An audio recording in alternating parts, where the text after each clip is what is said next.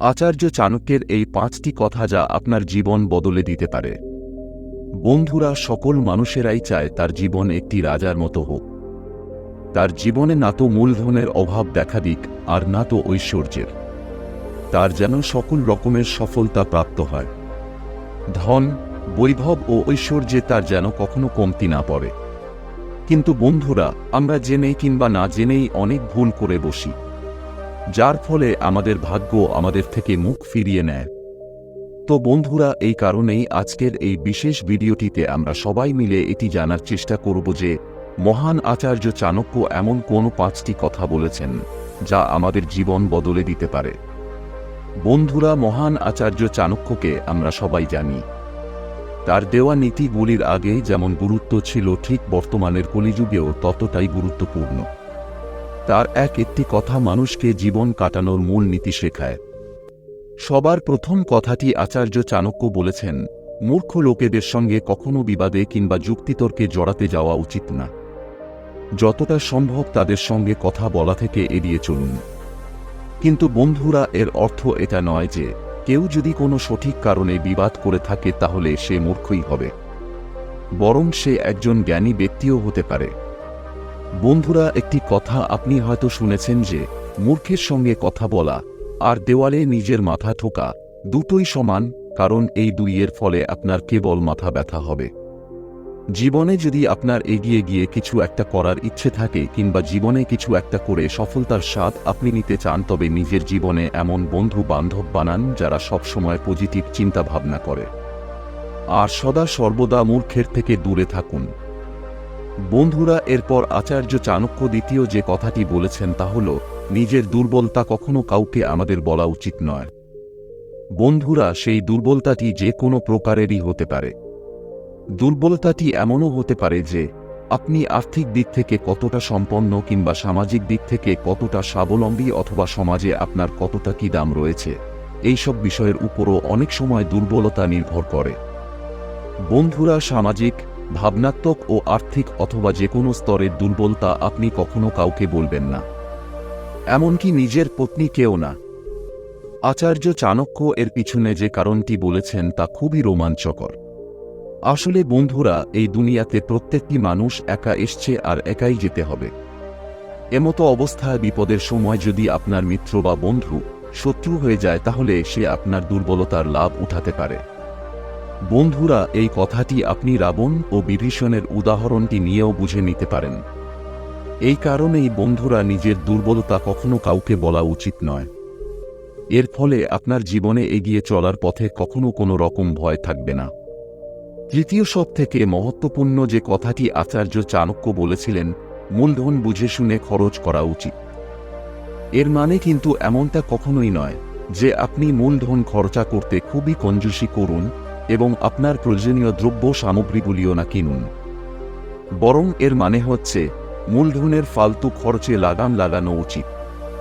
যদি আপনার মনে হয় কোন জিনিস আপনি আপনার শখের জন্য কিনছেন এবং যার ফলে আপনার ভবিষ্যতে করা সেভিংসের উপর প্রভাব পড়তে পারে, তাহলে সেটা না কেনাই ভালো। কিন্তু সেই শখের জিনিসটি পূরণ করার জন্য আপনি আরও বেশি পরিমাণে কাজ করে বেশি মূলধন কামাতেই পারেন। এর ফলে ভবিষ্যতে আসা যে কোনো খারাপ পরিস্থিতিতে আর্থিক দিক থেকে আপনি সবসময় সম্পন্ন থাকবেন। এর সাথে আপনি অধিক পরিমাণে কাজ করে যদি আপনার শখের জিনিসটিও পূরণ করে নিতে পারেন, তাহলে আপনার ইচ্ছাটিও বজায় থাকল। বন্ধুরা, এই বিষয়টি আপনি একটি উদাহরণের মাধ্যমে বুঝে নিতে পারেন।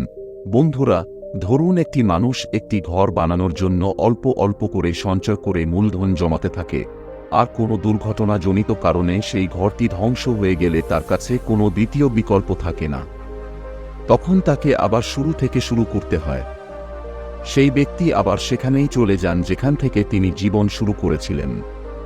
এই কারণেই বন্ধুরা, এরকম ভুল কখনোই করবেন না, বরং ভবিষ্যতের কথা চিন্তা করে সঞ্চয় করুন। আর বন্ধুরা, আপনার অর্জিত ধনসম্পত্তি তখনই খরচ করুন যখন তার সঠিক প্রয়োজন হবে। নচেত ফালতু কারণে মূলধন অধিক ব্যয় করলে তা ব্যর্থই হবে। আর বন্ধুরা, আপনার কাছে যদি অধিক ধন সম্পত্তি থাকে তাহলে সেটা কোন ভালো কাজে লাগান। যেমন কোন গরিব দুঃখী দুস্থদের উদ্দেশ্যে কিছু দান করতে পারেন। এতে আপনার অধিক পূর্ণ লাভ হবে। বন্ধুরা, চতুর্থ যে গুরুত্বপূর্ণ কথাটি আচার্য চাণক্য বলেছেন তা হল, সকল মানুষের উপর বিশ্বাস করা উচিত নয়। বন্ধুরা, প্রথমে বলে রাখি, বিশ্বাস এবং অন্ধবিশ্বাসের মধ্যে অনেক তফাৎ। এই কারণে আশ্চর্য চাণক্য যেই বিষয়টির উপর কথা বলেছেন সেটি অন্ধবিশ্বাসের সঙ্গে যুক্ত রয়েছে। যেমন, কোনো রাজা যদি তার রাজপাট সামলানোর বদলে সবসময় সুখ ও আরামে লিপ্ত থাকে আর নিজের মন্ত্রীর ওপর পুরোপুরিভাবে বিশ্বাস করে, তাহলে তার মন্ত্রী তাকে যে কোনো বড় রকমের সমস্যায় ফেলতে পারে। শুধু তাই নয়, রাজ্যের পুরো ক্ষমতাও রাজার হাত থেকে বেরিয়ে যেতে পারে।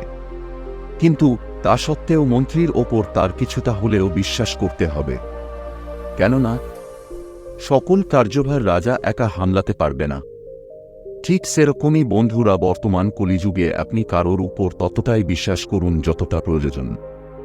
আর বন্ধুরা, অন্ধবিশ্বাস কিন্তু একেবারেই ভুল। এটি আপনার জীবনে বড় রকমের সমস্যা ডেকে আনতে পারে। কিন্তু বন্ধুরা, যত যাই হোক, বিশ্বাসের ওপরেই কিন্তু একটি পরিবার কায়েম থাকে। এই বিশ্বাসের মাধ্যমে পরিবারের মধ্যে মেলবন্ধন বজায় থাকে। এই কারণে এই নীতি অনুযায়ী সম্পর্কে বুঝে শুনে সন্দেহের অবকাশ আনা উচিত। কিন্তু সেটি পরিস্থিতি এবং যে ঘটনাটি ঘটছে তার ভিত্তিতে করা উচিত। কেননা বন্ধুরা, আমাদেরকে সব দিক থেকেই সন্তুলন বজায় রাখতে হবে, আর এর নামই হল জীবন। পঞ্চমত, যে কথাটি আচার্য চাণক্য বলেছেন আজকের দিনে তার বিশেষ গুরুত্ব রয়েছে। আচার্য চাণক্য বলেন, আপনি যদি জীবনে সফলতা প্রাপ্ত করতে চান তাহলে কারো প্রতি আসক্ত হওয়ার থেকে দূরে থাকুন।